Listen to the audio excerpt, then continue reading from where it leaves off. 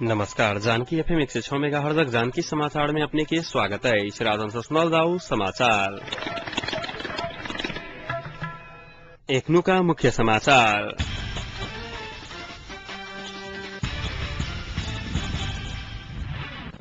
जनकपुरक बजरंग चौका लक्ष्मीनिया बाजार पर बस में एक जनी केनिहार के कार्रवाई के मांग कर जनकपुर अंचल बस व्यवसायी संघ अनिश्चितकालीन यातायात बंद करके दिलक चेतावनी।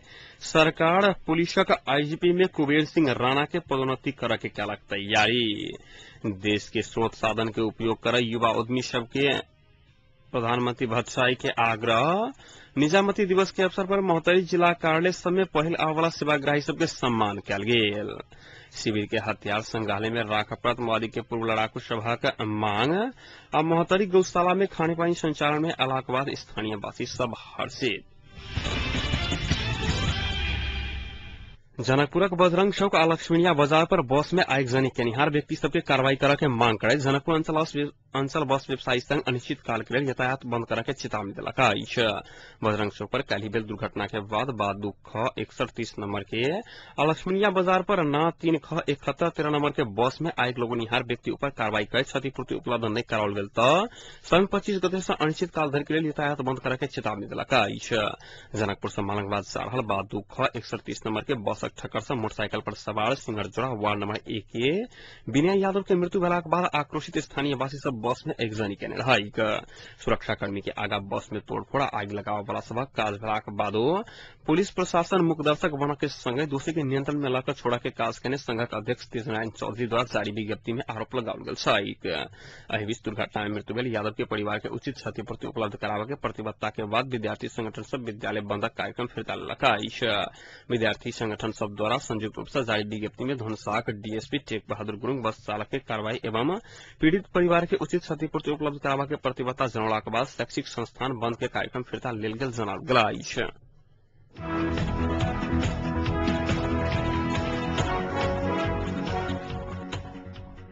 सरकार नेपाल पुलिसक आईजीपी में कुबेर सिंह राणा के पदोन्नति करके तैयारी कर रहल चर्चा चल रहा अवस्था में जनकपुरक पीड़ित परिवार सब राणा के पदोन्नति नहीं करवाले सरकार से आग्रह केलक। राणा से सख्त द्वंद के क्रम में धनसा में प्रहरी उपरीक्षक रहल अवस्था में 5टा युवा के गिरफ्तार कर बेपत्ता केने रहाइक। एहि काज में राणा से संलग्न रहल कहत पीड़ित पांचों परिवार के जनकपुर में आई पत्रकार सम्मेलन करके राणा के कार्रवाई नहीं कर सरकार पदोन्नति कर रहल कहत आपत्ति जनाने सब सशक्त द्वंद के क्रम में 2060 आसीन 21 गते जनकपुरक कटैया चौड़ी से संजीव लाभ, दुर्गेश लाभ, प्रमोद कुमार मंडल, जितेंद्र झा आ सैन यादव के गिरफ्तार केने रहाइक। तहिना वही महीना में 25 गते मनोज दत्त आ रामचंद्र लाल कर्ण के साकेत नगर से गिरफ्तार केने रहाइक। गिरफ्तार केलाक बाद सब गोटे के बेपत्ता कर देल गेल रहाइक। शांति प्रक्रिया में अवलाक बाद पुलिसक कार्रवाई में हुनका सबके मृत्यु भ चुकल नेपाली सेना जानकारी देने रहाइक।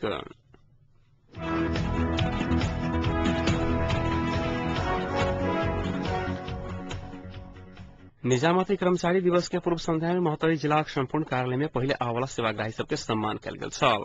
वह क्रम में घरेलू तथा सना उद्योग कार्यालय महोत्तरी से हो काज के सिलसिला में आयल पहल सेवाग्राही के कलम, डायरी, फूल के माला आ मिठाई खुआ का सम्मान कयलक। कार्यालय के कार्यालय प्रमुख सुजीत कुमार कर्ण कार्यालय में आयल पहल सेवाग्राही सरोज कुमार ठाकुर के फूल के माला, अबीर आ मिठाई खुआ का सम्मान केने छलखिन। हर्षिता निर्माण सेवा के नवीकरण करावा पहले आयल सेवाग्राही ठाकुर के उद्योग प्रमुख कर्ण सम्मान केने छल। सम्मान पाला बाद हर्षित सेवाग्राही ठाकुर जका कार्यालय प्रमुख एहने व्यवहार सेवाग्राही सब संघ कलकत्ता कार्यालय के कामकाज जल्दी हत आ भ्रष्टाचार समेत अंत्यहत बुतने छलखिन।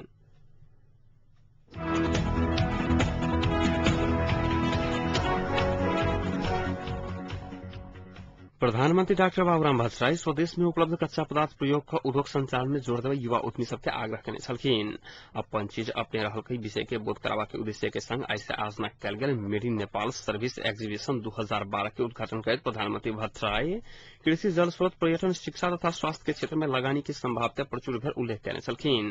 प्रधानमंत्री छोट तथा मझौला उद्योग के बढ़ावा देवे वाला सरकारी नीति भेला कारण वही दिश लगानी है भुगतानी संतुलन में मदद है कहत एक 3 खरब 87 अरब के व्यापार घटा देश में हो रहल जानकारी देने छलखिन। कार्यक्रम में अर्थमंत्री वर्षमान पुन नेपाली उत्पादन में अपन मौलिक पहचान भेला कारण निश्चिंत भकर लगानी कर युवा उद्यमी के आग्रह करने छलखिन।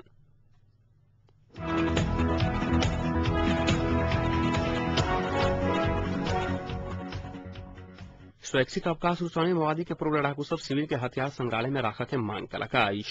सेना समायोजन विशेष समिति के सचिवालय में वो सब आई ज्ञापन पत्र बुझबैत भदौ महीना भीतर दोसर किस्ता के रकम उपलब्ध करावा के मांग के नियाइछ। अपन मांग के संबोधन नहीं कल गेल त आंदोलन में उतर के सब चेतावनी समेत दिलका।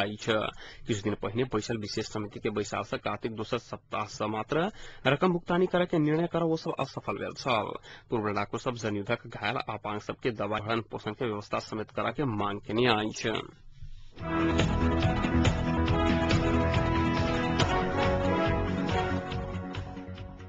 सूचना तथा संचार मंत्री राजकिशोर यादव पहिचान आ सामर्थ्य के आधार में बहुजातीय संविधान जारी भ सकरिस बतौने छलखिन। मंत्री यादव आइ भोरे विराटनगर में पत्रकार सम्मेलन का एहन धारणा व्यक्त करने छलखिन।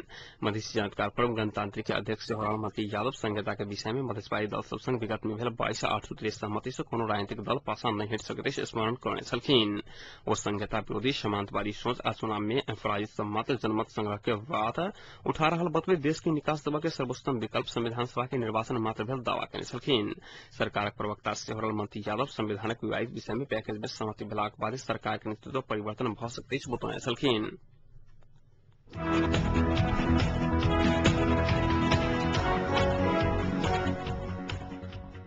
स्थानीय शांति समिति धुमसा के लेल आवे वाला बजट में जिला प्रशासन के कर्मचारी सब अनियमितता कर रहल शांति समिति के सदस्य सब आरोप लगौलका। शांति मंत्रालय द्वारा जनकपुर में आयोजित स्थानीय शांति समिति के पदाधिकारी आ सरोकार वाला अभिमुखीकरण एवं अंतरक्रिया कार्यक्रम में बजट समिति के सदस्य एहन आरोप लगौलका। शांति समिति के लेल आवे वाला न्यूनतम बजट में से जिला प्रशासन कर्मचारी 5% धैर्य रकम लैत आयल समिति के सदस्य सब आरोप लगौने छल। समिति के सदस्य सभक अनुसार विगत आर्थिक वर्ष में कार्यक्रम एवं कार्यालय संचालन के लेल कुल 5 लाख बजट आयल छलाइक, जाहि में से मात्र 1,70,000 खर्च कयल गेल। अब बाकी रकम फ्रीज भेल सदस्य सब शिकायत व्यक्त करने छलखिन। मंत्रालय से स्थानीय शांति समिति के लेल आवे वाला रकम जिला प्रशासन कार्यालय मार्फत खर्च करे के प्रावधान रहलाइछ। तहिना स्थानीय शांति समिति धुमसा के कार्यालय सचिव नहीं रहला से अधिकांश कार्यक्रम प्रभावित भेल हुनक सबक कहब छलाइन। ऐसे पहिने कार्यक्रम के उद्घाटन करैत प्रमुख जिलाधिकारी बसंत राज गौतम सेहो कार्यालय में भौतिक पूर्वाधार आ कर्मचारी कमी के कारण कार्यक्रम से प्रभावित बढ़ल बतौने छलखिन। दैनिक काम कार्रवाई के लेल आधारभूत आवश्यकता पूरा नहीं भ सकल हुनक कहब छलाइन। जिला में शांति प्रवर्धन एवं द्वंद्वकाल में नष्ट कयल गेल भौतिक संरचना सभक निर्माण काज सेहो भ रहल वो जानकारी देने छलखिन। कार्यक्रम में शांति मंत्रालय के सह सचिव शंकर प्रसाद पाठक, लक्ष्मी पाठक शांति मंत्रालय एवं स्थानीय शांति समिति के काम कर्तव्य के विषय में जानकारी करने छलखिन।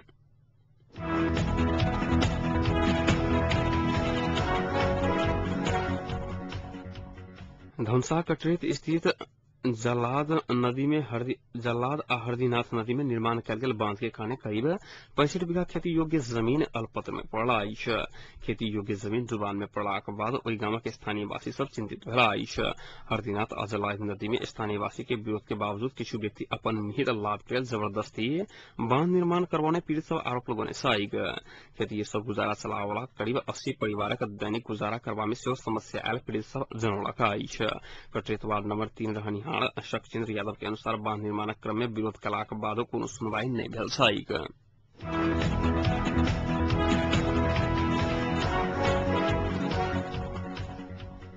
धनुषा जिला शांति सुरक्षा के सुधार भेलाक बादो महिला हिंसा में वृद्धि भेल जिला प्रशासन कार्यालय धनुषा जनौलक। धनुषा प्रमुख जिलाधिकारी बसंत राज गौतम कार्यालय में आइ पत्रकार सम्मेलन कर विगत 1 महीना के जिला के गतिविधि के विषय में जानकारी देते एहन बात बतौने छलखिन। विगत किछु दिन में जनकपुर अंचल अस्पताल में प्रसूति सेवा लेवा लेल महिला के शल्य क्रिया पश्चात मृत्यु होबा के संख्या में वृद्धि भेल से चिंता के विषय रहल प्रमुख जिलाधिकारी गौतम के कहब छलाइन। सरकारी नीति अनुरूप विगत 1 महीना में 2 बेर कयल गेल बाजार अनुगमन कयल गेल जानकारी देने छलखिन। जनकपुर स्थित होटल सबके अनुगमन के क्रम में अधिकांश होटल गंदा देखल गेल आ पहिल बेर के लेल मापदंड पूरा करबा लेल होटल सबके निर्देशन देल गेल हुनक कहब छलाइन। तहिना किछु किराना दुकान समेत कयल गेल अनुगमन के क्रम में नमकीन, भुजिया सहित खाद्य सामग्री निर्माणक तिथि उल्लेख नहीं रहल अवस्था में देखल गेल, जकरा जांच के लेल हेटौड़ा स्थित गुण नियंत्रण कार्यालय में परीक्षण के लेल पठाओल गेल गौतम जानकारी देने छलखिन। तहिना स्थानीय विकास मंत्रालय द्वारा जिला विकास समिति के 18टा कर्मचारी ऊपर कयल गेल निलंबन के बाद जिला विकास निर्माणक संबंध में शिकायत संख्या में कमी आयल हुनक कहब छलाइन। प्रमुख जिलाधिकारी गौतम विगत 4 महीना में 40टा सार्वजनिक अपराधक मुद्दा दर्ता भेल उल्लेख करैत नागरिकता के प्रतिलिपि लेवा वाला सबक संख्या में अत्याधिक वृद्धि भेल बतौने छलखिन। पत्रकार सम्मेलन में उपस्थित सशक्त प्रहरी के एसपी सुवर्ण थापा मगड़ सीमा क्षेत्र से होबा वाला चोरी निकासी के संपूर्ण लाइन बंद कयल गेल दावा करने छलखिन। विगत किछु दिन पहिने मात्र सशक्त प्रहरी के एसपी में नियुक्त भऽ जनकपुर आयल मगड़ 3 लाख मन बराबर के चोरी निकासी के समान भंसार में बुझौने जानकारी देने छलखिन।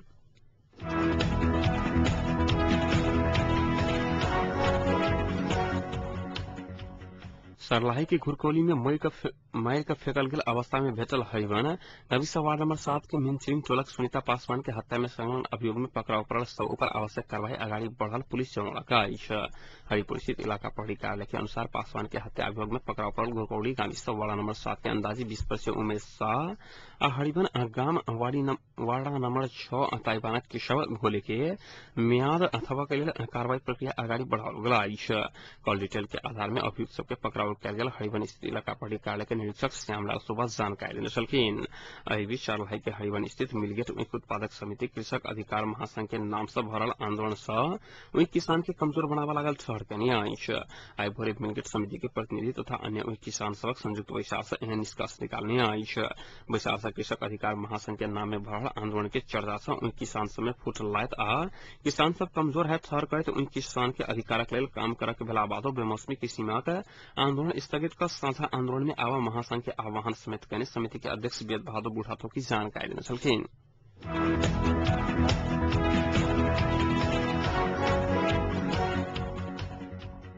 महतरीक प्रमुख व्यापारी केंद्र गौशाला में विगत लंबा समय से बंद रहल खाने पानी संचालन में अलावा स्थानीय वासी सब खुशी भेला अछि।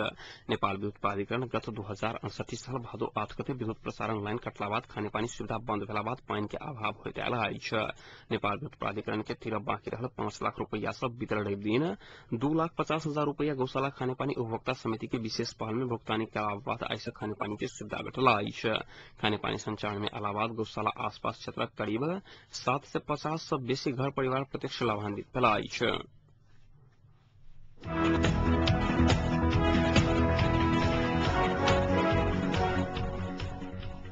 पेट्रोलियम पदार्थ के मूल्य वृद्धि के विरोध में विपक्षी दल सभा युवा सब विद्यार्थी संगठन सब कहने चक्का जाम करने आईसीओ राजधानी की अवस्था अस्त व्यस्त बनल। भोरे में 11 बजे धरि यातायात आवागमन प्रभावित भेल। काठमांडू सहित देशभर के शहर सभक मुख्य चौक में आई भोरे 1 घंटा चक्का जाम कयल गेल छल। पावनि त्योहार के समय में सरकार पेट्रोलियम पदार्थ के मूल्य वृद्धि केने कहत ओ सब आंदोलन शुरू केने अछि। मूल्य वृद्धि फिरता नहीं लेलक त आईएस आंदोलन कार्यक्रम सार्वजनिक करक युवा संघक उपाध्यक्ष नीरज आचार्य जानकारी देला बाद एखन धरि कोनो कार्यक्रम सार्वजनिक नहीं हो सकला अछि। नेपाल आयल निगम गैस में प्रति सिलेंडर 55 रुपया, पेट्रोल में 5 रुपया, मट्टी तेल और डीजल में 4 रुपया बढ़ोनी अछि।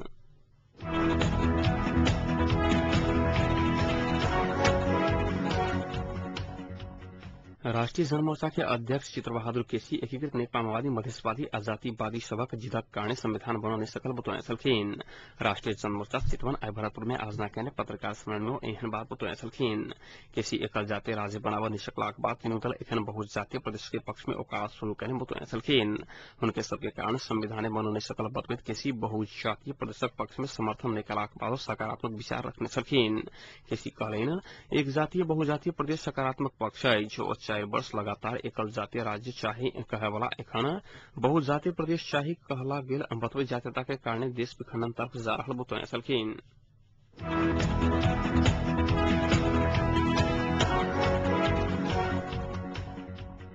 त्रिभुवन विश्वविद्यालय परीक्षा नियंत्रण कार्यालय बलकुल शिक्षा शास्त्र संकाय तरफ के 1 वर्षीय बीएड के परीक्षाफल प्रकाशित करने अछि। 2068 साल में संचालित शिक्षा शास्त्र संकाय तरफ के नया तथा पुरान पाठ्यक्रम अंतर्गत 1 वर्षीय बीएड 2067 साल के परीक्षा के शिक्षण अभ्यास सहायक परीक्षाफल प्रकाशित कयल गेल परीक्षा नियंत्रण कार्यालय जनौलक अछि।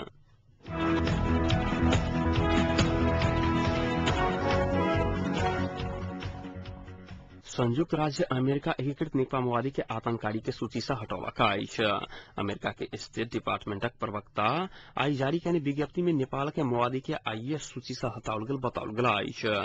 सूची से हटौलाक बाद माओवादी पार्टी आ ओहि से संबंधित संस्था सब के अमेरिका में रहल संपत्ति खुला हैत आ माओवादी के सहयोग करऽ चाहि रहल अंतर्राष्ट्रीय संस्था के बाट खुला हैत बताओल गेल अछि।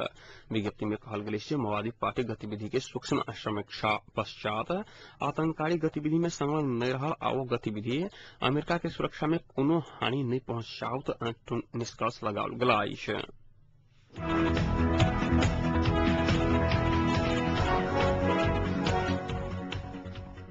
मलेसिया में जारी आईसीसी विश्व क्रिकेट डिवीजन 4 में नेपाल लगातार तेस्रो जीत हासिल कलका आइबेल खेल में नेपाल मलेसिया के 10 विकेट से पराजित कलका मलेसिया संघक जीतक संगे नेपाल 3टा खेल में 6 अंक प्राप्त कलका मलेसिया प्रस्तुत करने 70 रनक लक्ष्य नेपाल 12.2 ओभर में बिना विकेटक नुकसान में पूरा करने छल नेपालक ओपनर द्वय अनिल मण्डल 40 आ सुभाष खकुरेल 24 रनक योगदान देने छलखिन ऐसे पहिने टॉस जीतकर पहल बल्लेबाजी करने मलेसिया 32.1 ओभर में संपूर्ण विकेट के नुकसान में 69 रन बनाउने छल नेपालक लेल शक्ति गौसन 10 ओभर में 8 में रन रखैत दुरान दक 3 विकेट लेने छलाई तब बसंत रेग्मी 12 रन दक अंतिम विकेट लेने छलाई नेपाल ऐसे पहिने अपन पहल खेल में सिंगापुर के 5 विकेट से आ दूसर खेल में तांजानिया के 8 विकेट से हरा चुकल आज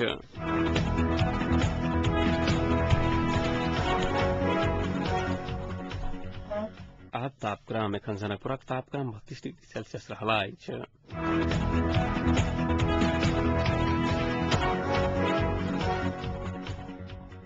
प्रमुख समाचार अंत में पुनः एक बेर फिर से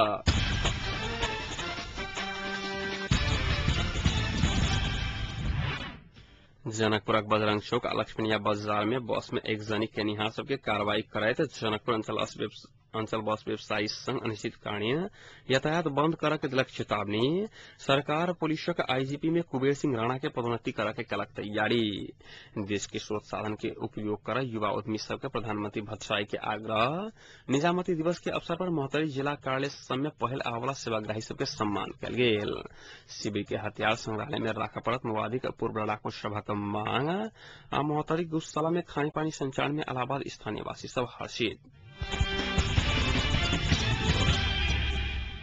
एक संग आजुक जानकी समाचार यतै सम्पन्न होते समाचार कक्षक संपूर्ण सहकर्मी के संग हम राजन आज्ञा चाहब समाचारक दोसर बुलेटिन के संग काल भर उपस्थित रहेटा करब ताले के सुनते जानकी FM 106 मेगाहर्ट्ज नमस्कार।